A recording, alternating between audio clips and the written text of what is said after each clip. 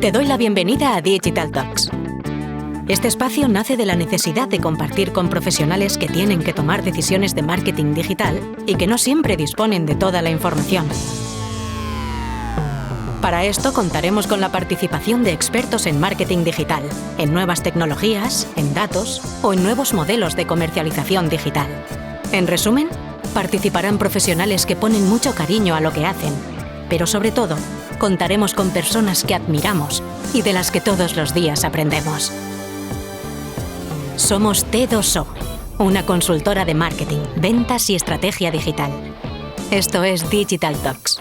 No tenemos verdades, pero sí muchas certezas. Arrancamos. Hola, soy Esther Checa y hoy vamos a hablar del Marketing Mix Modeling, una solución analítica que nos permite entender de forma más precisa la atribución y las ventas en los canales que entran en juego cuando los consumidores reciben impactos tanto online como offline.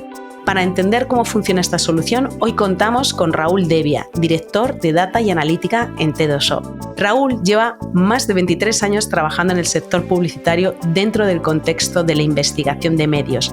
Esto le ha permitido dirigir equipos en agencias como GroupM, Maxus o IPG. Y desde hace 5 años lidera el equipo de Data y Analítica en T2O, con un equipo de 20 personas multidisciplinares del que se siente muy orgulloso. Parte de su tiempo libre lo dedica a la docencia en universidades y al deporte. Dice que lo de ser seguidor del Atleti le ha dotado de una resiliencia envidiable y lo de ser padre de 3 niños de una paciencia casi infinita. Muchas gracias por estar hoy con nosotros, Raúl. Muchas gracias, Esther, por estar aquí contigo.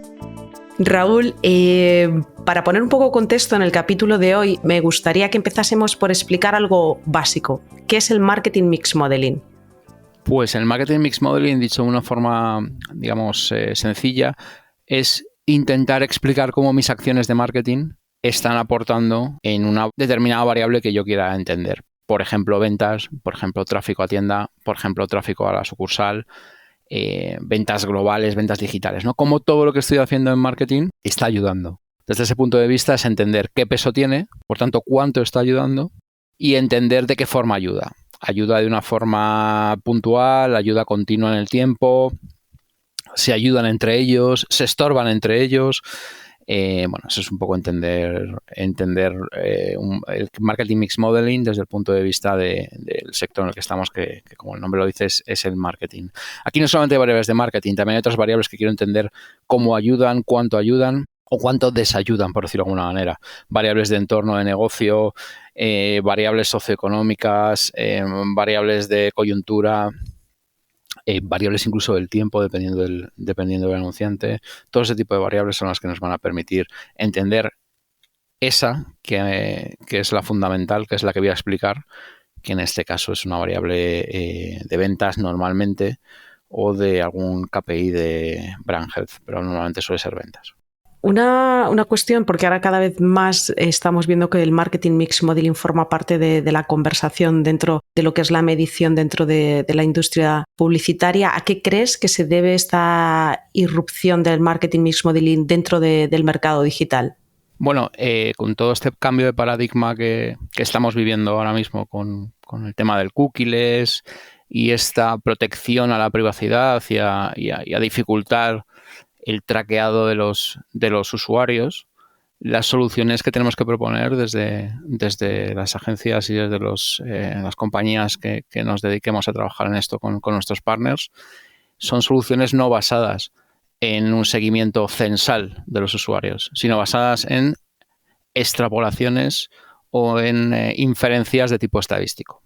En ese sentido, en otros medios, por ejemplo, esto se lleva haciendo muchísimo tiempo, donde no había esa capacidad para traquear al individuo como hasta hace poco ha habido en digital. Por tanto, podríamos decir de alguna manera que estábamos mal acostumbrados dentro de digital y que esto es una técnica que se viene usando para el resto de medios de una forma bastante alargada en el tiempo, digamos.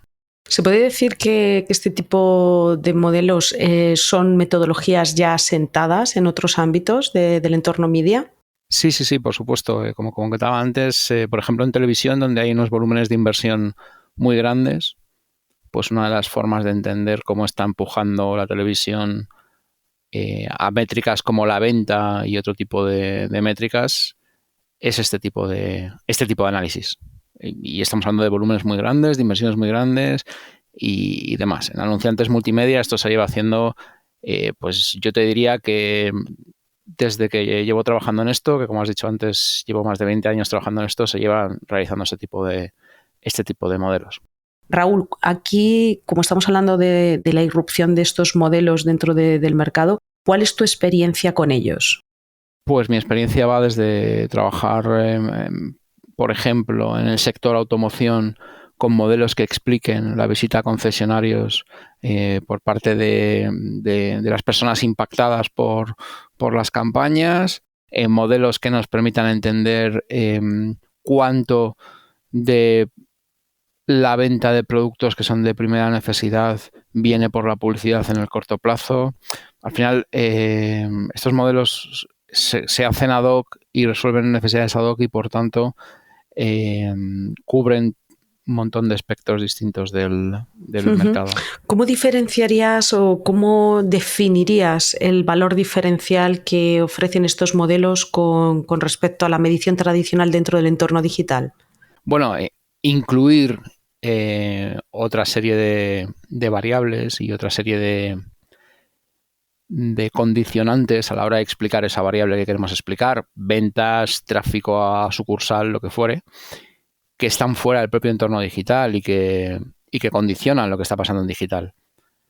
Una compañía, por muy digital que sea, no puede dejar de mirar hacia afuera para saber qué está haciendo esa marca en otros medios y cómo eso que está haciendo puede ser una condición de posibilidad de su éxito en la campaña, ¿no? Por ejemplo, si mi marca o mi anunciante en este caso tiene mucha inversión en televisión, yo tengo que entender cómo esa televisión está empujando las conversiones en digital. Tengo que entender cómo mi digital también está empujando otras conversiones. Tengo que entender en qué momento plantear mis campañas para aprovecharse de ese potencial halo que haya en el modelo. Todo este tipo de cosas. El concepto de efecto halo y efecto canibalización es muy interesante en los modelos econométricos. Dice qué variables o qué marcas también incluso se ayudan o se quitan éxito en la aportación a esa variable, y eso es muy interesante porque permite hacer una campaña mucho más foco en el objetivo final, que es la conversión y que es la venta, claro. Raúl, durante estos años de experiencia con estos modelos, ¿qué casos de éxito nos puedes compartir? ¿Con qué te has encontrado?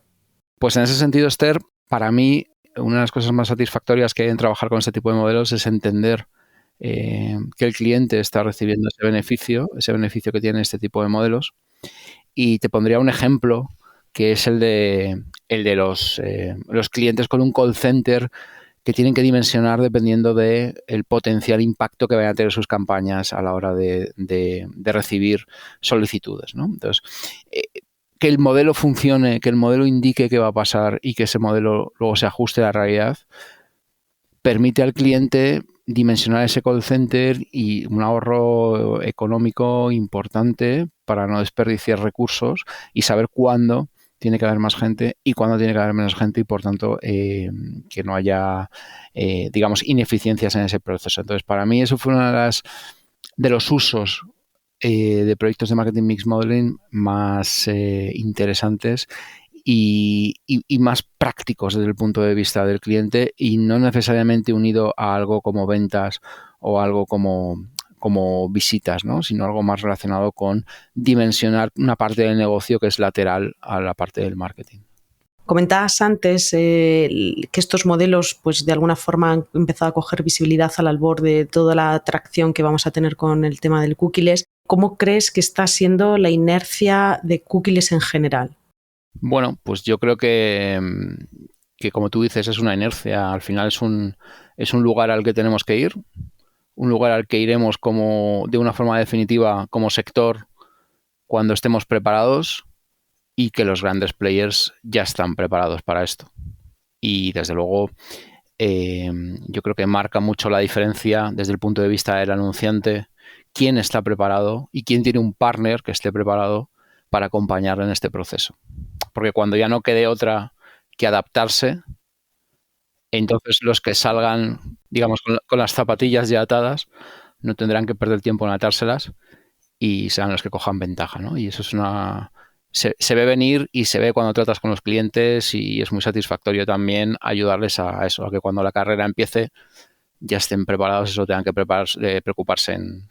Una de las cosas que se comenta mucho, que se comparte dentro de la industria, es que de alguna forma este movimiento hacia el cookieless también está modificando equipos y perfiles. En tu opinión, ¿cómo esto va a modificar las necesidades de perfiles de data dentro de las organizaciones? Pues bueno, yo creo que es una buena noticia, teniendo en cuenta que tengo 3 hijos, pues es algo que me hace sentir bien con respecto al futuro. ¿Tienen futuro? Eso es, que tiene un futuro y que yo también lo puedo tener, ¿no? Y hablando un poco más en serio, este tipo de perfiles, que es un perfil híbrido entre lo estratégico y lo técnico-matemático, son más complejos de lo que uno puede pensar a principio. Digo desde el punto de vista de los recursos humanos, complejos de atraer, porque tiene que tener 2 cualidades, bajo mi punto de vista, y así lo veo yo en el equipo, imprescindibles: dominio técnico y capacidad técnica, pero no se puede quedar ahí. Tiene que tener visión de negocio y visión estratégica, porque si no, los modelos y todo lo que tiene que ver con el desarrollo de modelos se queda en una simple máquina que escupe datos, ¿no? Y al final eso no hay modelo que no necesite de un thinking por parte de quien lo está haciendo desde el punto de vista de marketing y de negocio, ¿no? Entonces, al final es un perfil híbrido que yo creo que es al que vamos a ir en muchos de los casos, y es un perfil que cada vez, como decías tú, se va a necesitar más en las compañías. Por otra parte, me da la sensación de que con todo el empuje que hay ahora con el tema de la inteligencia artificial y demás, poner un poco el acento en la necesidad de un matiz humano, y no humano en el sentido bondadoso, o sí, quién sabe, pero por lo menos en el sentido de estratégico, poner un acento en eso es importante, ¿no? No todo es hacer modelos más rápido y más y de una forma más fácil, ¿no? Es saber entender qué el cliente quiere, saber cómo puedes ayudar al cliente y saber leer los datos para poder dar a tu propio equipo interno y al cliente las mejores soluciones. Y eso no hay algoritmo que lo haga. Eso necesitamos perfiles de este tipo. Uh-huh. De hecho, esto que comentas, hace poquito compartía con otros colegas de la industria que al final estábamos ahora mismo entrando en una vorágine de la automatización, cuando en realidad la tecnología que ayuda a ese proceso de automatización debería de ayudar a empoderar a las personas, y estamos al contrario, estamos casi en un discurso de empoderar a las máquinas, con lo cual esto que comentas yo creo que totalmente, absolutamente necesario. Sí, al final, si te das cuenta, cogiendo un ejemplo, bueno, un poco externo, ¿no? Pero cuando se inventa la imprenta no significa que dejen de escribirse libros. Lo que significa es que se necesitan más escritores para poder difundir. Va a tener más fácil difundir el mensaje, ¿no? Si tenemos este perfil del que estamos hablando, desde luego los modelos ahora no se hacen como se hacen hace 20 años. Se hacen mucho más rápido, mucho más al punto, y pronto necesitas ese perfil. Pero tiene esa máquina y la máquina le va a facilitar mucho el trabajo, pero el perfil es necesario. Absolutamente de acuerdo. Volviendo a esta parte de este tipo de modelos, a mí me gustaría que nos contases cómo lo afrontamos desde T2O, cómo afrontamos estos análisis. Pues yo creo que la forma diferencial en la que lo afrontamos desde T2O se apoyaría en 2 patas, bajo mi punto de vista, o así me gusta pensarlo y así lo traslado al equipo. Uno es que trabajemos en entender muy bien qué quiere el cliente y en entender muy bien cómo, una vez pasado ese proceso, lo que vamos a hacer ayuda al cliente. Porque si eso no es así, si te empiezas a hacer estas preguntas en medio del proceso creador del modelo, de lo más técnico, pues estás perdido. Porque el modelo tiene que estar planteado y ejecutado para responder a esas 2 preguntas. Entonces, Lo trabajamos con reuniones de briefing con el cliente en el que entendemos la necesidad, entendemos qué subcaso vamos a usar, qué variables debemos meter, qué variables el cliente puede aportar y a priori no se ha planteado que puede aportar y son interesantes para el modelo. Y luego también los más llamados outputs, ¿no? Las salidas, las conclusiones. ¿Qué tipo de conclusiones le van a venir bien al cliente para su día a día? ¿Qué tipo de conclusiones le van a venir bien a mis compañeros en el equipo de Paid, por ejemplo, para hacerles más fácil el trabajo y para poder hacer un trabajo de una forma más eficaz y eficiente? Ese es un planteamiento que no puede faltar, esas dos patas, ¿no? Y no siempre se da así. Yo en otras opciones que veo en el mercado, pues se trabaja más la parte tecnológica, pero esta parte se olvida y para mí esta es vital. Y luego hay una segunda pata que es la tecnológica, evidentemente. Pues tenemos un equipo de desarrollo, como tú bien conoces, muy, muy grande y muy especializado en todo lo que tiene que ver con los modelos insertos dentro de tecnologías de cloud, de algoritmos en R, algoritmos en Python. Al final, como decíamos, toda esa parte de prepararlo estratégicamente es importante, pero tienes que tener también a alguien que sepa de máquinas, ¿no? Lo que hemos dicho tú y yo antes no invalida para nada el mérito que tienen las máquinas y el mérito que tiene la tecnología. Y entre eso, como tú sabes, insisto, el equipo tecnológico es un equipo muy, muy potente que hace que estos modelos pues sean mucho más vivos, mucho más rápidos y mucho más dúctiles, ¿no? para el cliente. Oye, Raúl, alguien que pudiese estar viendo una oportunidad en llevar a cabo un modelo de estas características, pero que ya cuenta con un modelo de atribución, ¿cómo convive un modelo de atribución ya dentro de la organización y un modelo Marketing Mix Modeling? Pues claro, son dos cosas distintas. Al final, un modelo de atribución, como se entiende en el entorno digital, es entender cómo los impactos digitales convierten en una variable digital, ¿no? Entonces, eso es una parte del cuento, claro, pero no es todo el cuento. Por ejemplo, no es todo el cuento porque las variables que expliquen pueden no circunscribirse a un entorno digital. Podemos hablar de variables de fuera de digital, como hemos dicho, impactos de otros medios. Podemos hablar de unas variables muy importantes en este tipo de modelos, que son las variables exógenas al propio negocio, como podrían ser situación económica, depende del anunciante, situación económica, incluso de temas de temperatura. Hay un montón de variables que se hacen muy ad hoc para los modelos.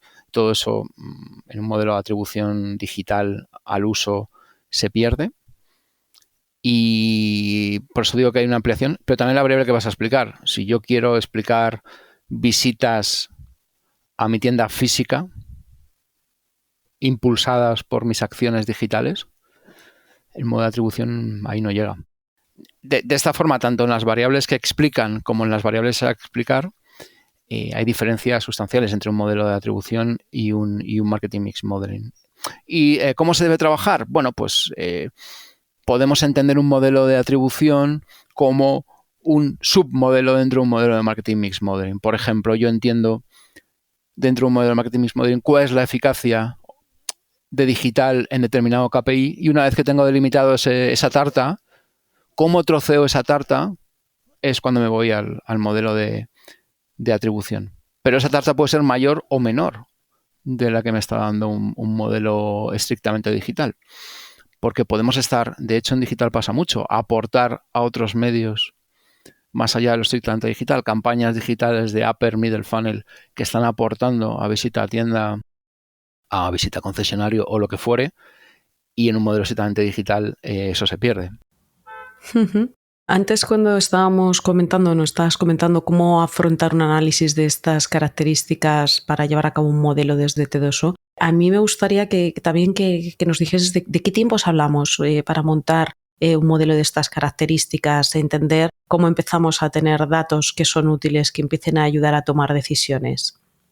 Vale, ahí es donde entra la tecnología. Va a depender mucho de el tipo de variables que vayamos a meter, la capacidad para actualizar esas variables en tiempo más o menos rápido, la necesidad del cliente de que eso esté actualizado más o menos rápido y bueno, y de nuestra capacidad, como decía antes, tecnológica para poder implementar eso.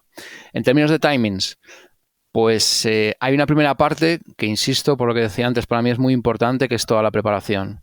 Entender qué necesitamos, qué vamos a meter, qué no vamos a meter, qué periodo vamos a estudiar, todo eso que lleva un tiempo, que depende un poco también de la capacidad de interacción entre partners en este caso, ¿no? Con nosotros, con los anunciantes, pues un poco depende de...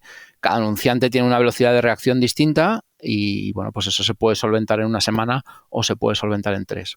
Luego la ejecución del modelo pues también va a depender bastante de las peculiaridades de las variables que metamos dentro. Para que te hagas una idea, hay modelos que tienen modelos anidados. Por tanto, yo intento explicar la eficacia de unas variables en otra variable y una vez que lo tengo, esa variable que yo estaba explicando pasa a ser de las que explican. Por ejemplo, yo hago un modelo para explicar descargas de folletos en una página y una vez que tengo esa importancia de mis variables con respecto a descargas de folletos, esas descargas de folletos pasan a explicar visitas a un concesionario.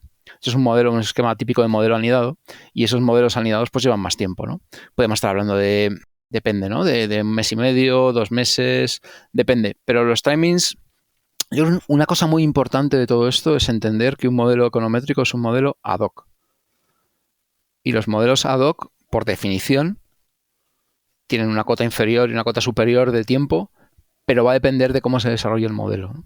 Va a depender mucho de las circunstancias y de lo que necesite el cliente. Pero podemos estar hablando, insisto, en ese periodo inicial de un par de semanas y luego en la ejecución del modelo podemos estar hablando de pues 1 mes, depende, insisto.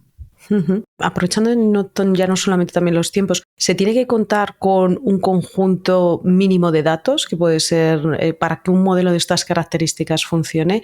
¿De qué volúmenes estamos hablando para que sean eficientes? Sí, normalmente lo que se habla es de histórico, ¿no? Estamos hablando de 2 años de histórico como mínimo, aunque no está escrito en piedra y podemos jugar con menos datos, pero idealmente serían 2 años. Datos con una granularidad semanal y bueno, pues 2 años con una granularidad semanal, pues date una idea que estamos hablando de pues aproximadamente 100 y pico, 100 y algo, digamos, unidades de entrada con las que podemos ir trabajando. También depende mucho del número de variables que expliquen y el número de variables que vayamos a explicar, ¿vale? O sea que eso también va a depender bastante. Pero en el fondo, un requisito importante a la hora de hacer un modelo de marketing mix modeling es agregar suficiente información como para que la estacionalidad, ya sea a nivel día o a nivel mes, la estacionalidad no sea algo que el modelo obvie. Me explico. Si yo hiciera un modelo en el que solo explicara desde junio hasta diciembre, el modelo no sabría que la importancia que le estamos dando al mes de junio tiene que ver con que está en medio del año, sino que sabe que eso ha funcionado mejor que en invierno. Pero si tú le das suficiente data y entiendes todo el año y 2 años, ante la repetición estadísticamente el modelo ya entiende que eso es algo, digamos, estacional, que es un componente estacional y por tanto puede entenderlo. Por eso es la cantidad de tiempo que me voy hacia atrás, para que el modelo tenga claro desde el punto de vista estadístico cuánto de la importancia es una importancia, digamos, de medios, cuánto es una importancia estacional y que tenga suficiente granularidad con respecto a las variables que entran. Eso por un lado. Luego, por otro lado, es importante, el modelo nunca va a decir nada de algo que no ha sido leído por el propio modelo. Me explico. El modelo no va a saber cómo funciona un medio del que evidentemente no tengo datos en el modelo. Ni combinaciones si no tengo esas combinaciones en el modelo. O puedo inferirlas, pero es más complicado. Por tanto, idealmente, además del tiempo, cuantas más combinaciones de marketing tenga dentro del modelo, cuantas más acciones cruzadas tenga, cruzadas e individuales, o sea, posibilidades tenga, mejor, porque eso le permite al modelo aprender más. Si siempre tengo una misma estrategia todo el rato, el modelo no le resulta mucho más complejo entender las sinergias y esos efectos que hablábamos antes de halo y canibalización. Uh-huh.